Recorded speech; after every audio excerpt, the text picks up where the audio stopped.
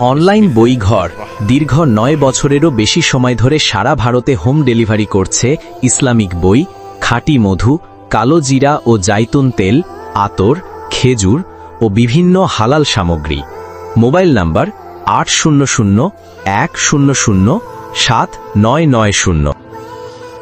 সম্মানিত উপস্থিতি ভাই এবং বন্ধুগণ, সময় শেষের দিকে জাস্ট একটু এই যে শেষের হাদিসটা পাঠ করেছিলাম এটা বলেই আলোচনা গুটিয়ে ফেলবো। সেটা হচ্ছে মুহররম মাস চলছে, আজকেই রাত অতিবাহিত করে ভোর রাতে একটা আমরা সিয়াম রাখবো, আর কালকে একটা, কারণ নবী মুহাম্মদুর রাসূলুল্লাহ সাল্লাল্লাহু আলাইহি ওয়াসাল্লাম রাস্তা দিয়ে হেঁটে যাচ্ছেন, দেখছেন যে ইহুদি খ্রিস্টানরা তারা উৎসব পালন করছে, সিয়াম রেখেছে। জিজ্ঞেস করা হলো তোমরা কেন এটা করো? তারা বলল মুসা আলাইহিস সালামকে এই দিন নাজাত দেওয়া হয়েছিল ফিরআউনের অত্যাচার থেকে, এই জন্য শুকরিয়া স্বরূপ আমরা এটা করি। নবী মুহাম্মদুর রাসূলুল্লাহ সাল্লাল্লাহু আলাইহি সাল্লাম বললেন মুসা আলাইহিস সালাম আমাদের নবী, তোমাদের থেকে হক আমরা বেশি রাখি, অতএব এই দিন আমরাও সিয়াম রাখবো। তিনি সিয়াম রাখতেন 10ই আশুরাই মুহররম, আশুরা বলা হয় 10ই মুহররম, 1 থেকে 10 এই প্রথম দশককে আশুরাই মুহররম। এই 10 তারিখকে আশুরাই মুহররমে তিনি সিয়াম রাখতেন এবং সাহাবীদেরকে রাখার নির্দেশ দিতেন। এতে বিগত এক বছরের সাগীরা ছোট ছোট পাপগুলো আল্লাহ রাব্বুল আলামিন মাফ করে দেবেন। সহিহ মুসলিম। সম্মানিত উপস্থিতি ভাই এবং বন্ধুগণ, তিনি তারপরে যেহেতু সর্বক্ষেত্রে ইহুদি এবং খ্রিস্টানদের বিরুদ্ধাচরণ করার নির্দেশ দিয়েছেন, সেই সূত্রে তিনি ইচ্ছা পোষণ করলেন যে হে আমার উম্মত, হে আমার সঙ্গী সাথী সাহাবায়ে কেরাম রাদিয়াল্লাহু তাআলা আনহুম আজমাইনগণ, আমি যদি আগামী বছর বেঁচে থাকি তাহলে ইহুদি এবং খ্রিস্টানদের বিরুদ্ধাচরণ করার জন্য আমরা 9 এবং 10 2 দিন সিয়াম রাখবো, অর্থাৎ রোজা রাখবো। কিন্তু নবী মুহাম্মদুর রাসূলুল্লাহ সাল্লাল্লাহু আলাইহি সাল্লাম সেই বছর আসার আগেই ইন্তেকাল করেন। ইন্না লিল্লাহি ওয়া ইন্না ইলাইহি রাজিউন। তাহলে তার ইচ্ছা এখানে প্রকাশ পেয়েছে, এটা তাহলে সুন্নাহ হলো। এই জন্য আমাদের 9, 10 এবং এই হাদিসের ভিত্তিতে কোন কোন উলামায়ে কেরামগণ বলেছেন 10, 11 একদিন আগে পাশে করে 2টি সিয়াম রাখলে আমাদের সুন্নাত আদায় হয়ে যাবে। সম্মানিত উপস্থিতি ভাই এবং বন্ধুগণ, তবে আপনাদের এখানে কি আছে জানি না, গত সপ্তাহে যখন এই রতনপুরে খুতবা দিলাম, ইমাম সাহেব বললেন যে আমাদের এখানে তাজিয়া, মিছিল, মিটিং, হোলি, কারবালা, ঝান্ডি, তারপর ওই তারওয়াল নিয়ে মাতম করা বিভিন্ন কিছু চলমান বা চলে, এইগুলো সবই হারাম এবং ইহুদি খ্রিস্টানদের কাজ। এইগুলো ইরান থেকে আগত, আর ইরান হচ্ছে শিয়া কাফের গোষ্ঠী, ইহুদিদের খালাতো ভাই। অতএব আমাকে এবং আপনাকে এই সব কাজকে ছুড়ে ফেলতে হবে। মুহররমে এই সব কাজ একবারে অপকর্ম, বিজাতীয় অপকর্ম কাজ।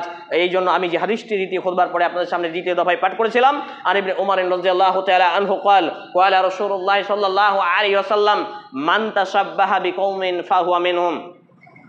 সুনানে আবু দাউদ গ্রন্থের হাদিস নাম্বার 4031, সহিহুল জামে সগীর গ্রন্থের হাদিস নাম্বার 6025, মিশকাতুল মাসাবি গ্রন্থের হাদিস নাম্বার 4337 ক্রমিক নম্বর, 47 ক্রমিক নম্বর সহ বিভিন্ন হাদিস গ্রন্থে হাদিসটি বর্ণিত হয়েছে।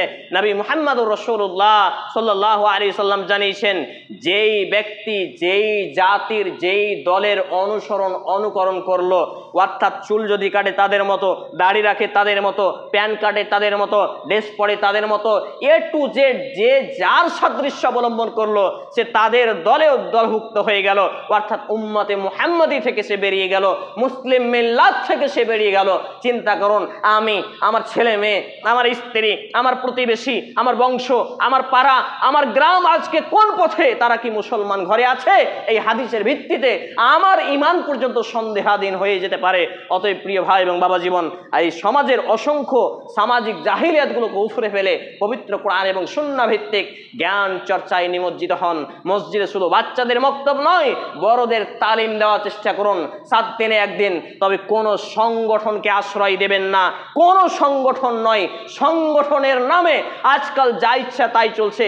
সংগঠন, একটা সংগঠন আরেকটা সংগঠনকে দেখতে পারে না, ওই সংগঠন ওই সংগঠনকে দেখতে পারে না, ওকে বেদাতি, ওকে কাফের, ওকে বেঈমান, এইভাবে ফতোয়া ফারাজ চলছে। একটা মসজিদ হবে উন্মুক্ত সবার জন্য, প্রত্যেকে আসুক, কোরআন হাদিসের সঠিক কথা বলুক, এইটা আপনি প্ল্যাটফর্ম তৈরি করুন। তাহলে দেখবেন এই সমাজ থেকে অসংখ্য জাহিলিয়াত উফড়ে পড়ে যাবে এবং প্রকৃত অর্থে দিন কায়েম হবে। আপনাদের এলাকায় প্রচুর মসজিদের পরিমাণ দেখে আমি খুব খুশি হয়েছি। এত মসজিদ, কিন্তু মসজিদ ভিত্তিক শিক্ষার অভাব। আমাদেরকে এগিয়ে আসতে হবে। প্রিয় ভাই এবং বাবা জীবন, সময় শেষ হয়ে গেছে। আমি লাস্ট যে মেসেজ আপনাদেরকে দিতে চাই যে সর্ববৃহৎ ইবাদত হলো কোরআন শিক্ষা, হাদিস শিক্ষা, মসজিদের সাথে যোগাযোগ রাখা। আমাদের সম্পর্ক কিন্তু মসজিদের সাথে আজকে হটে গেছে, মসজিদ থেকে দূরে। এই অ্যান্ড্রয়েড মোবাইল আমার আর আপনার যতটা সম্পর্ক গড়েছে, মসজিদের সাথে এই সম্পর্ক আমার আপনার হয়নি। এই সম্পর্ক পায়খানায় গেলেও এই মোবাইল ছাড়া চলে না, খেতে বসলেও মোবাইল ছাড়া চলে না, খাচ্ছে খাচ্ছে মোবাইল ঘাঁটছে। আর মেডিকেল সায়েন্স বলছে খেতে খেতে মোবাইল দেখলে ব্রেনে এমন একটা ইফেক্ট পড়ে, তার খাবার, লিভার, কিডনি থেকে শুরু করে সব ড্যামেজ হয়ে যেতে পারে। কিন্তু আমরা দিন রাত ওইগুলোই খাচ্ছি, ওইগুলোই গেলছি। এই করে করে আমরা আমাদের জীবনকে নষ্ট করছি, আখেরাতকে নষ্ট করছি। আল্লাহ রাব্বুল আলামিন আমাকে সহ উপস্থিত সকল ভাই এবং বাবা জীবনকে, বিশেষ করে যুবকদেরকে হেদায়েতের আলোয় আলোকিত জীবন দান করুন। আমরা বলি আল্লাহুম্মা আমিন। হে আল্লাহ রাব্বুল আলামিন, আমরা যারা অসুস্থ আমাদেরকে পূর্ণতা সেফায়ে কামিল আজিলা দিন। আমরা বলি আল্লাহুম্মা আমিন। হে আল্লাহ রাব্বুল আলামিন, আমরা যারা অভাবী আমাদেরকে অভাবমুক্ত হালাল জীবিকা নির্বাহ করার তৌফিক নসিব করুন। আমরা বলি আল্লাহুম্মা আমিন। হে আল্লাহ রাব্বুল আলামিন, আমরা যারা এখানে উপস্থিত হয়েছি, আমাদের উপস্থিত হওয়ার ওসিলায় আমাদেরকে প্রত্যেকেই প্রকৃত মুসলিম হিসাবে কবুল করুন।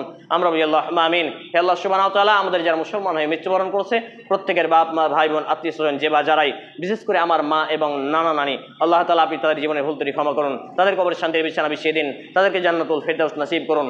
আমরা বলি আল্লাহুম্মা আমিন। এ দাবি, এ দোয়া, এ দরখাস্ত মহান আল্লাহ সুবহানাহু ওয়া তাআলার সামনে রেখে আমরা আমাদের আলোচনা এখানেই দিলামছি।